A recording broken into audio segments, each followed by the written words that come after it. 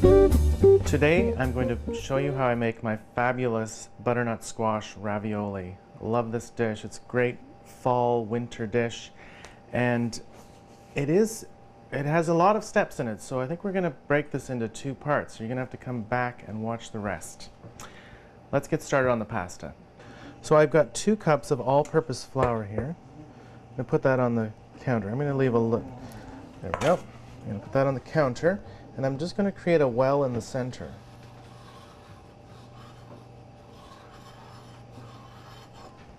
Like that.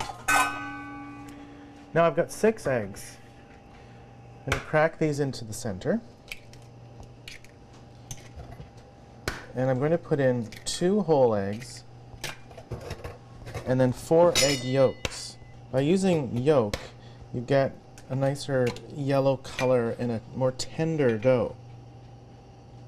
So I have my eggs in the well. I'm going to add some olive oil, just about a teaspoon of olive oil there.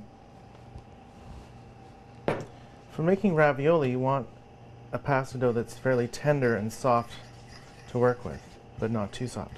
We're going to mix the eggs like this, and gradually we're going to pull in some of that flour. The advantage of doing it this way is that when it gets to the stage where I feel like there's enough flour incorporated, I don't have to use it all, because it really does depend on the size of your eggs, the moisture in the flour, and so on.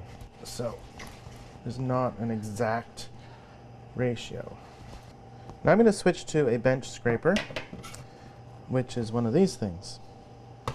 And then I can just fold in some of this extra flour. I want to keep some of it aside. I don't want to add it all. It looks like it's getting there. Just going to cut that in a little bit more.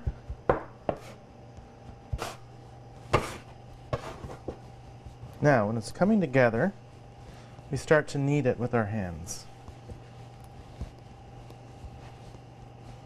Just turning it, folding it, and pushing it down, rolling it away. Scrape everything you can off the counter and back into your dough. It's still fairly soft and sticky. I'm going to keep adding some flour as we knead until I get what I feel is the right consistency. So we're going to knead the dough for about 10 minutes. Once we've kneaded the pasta dough, we're going to let it rest for an hour. I'm going to cover it in plastic wrap. Tune in next week for the finished ravioli. I'll finish it off then.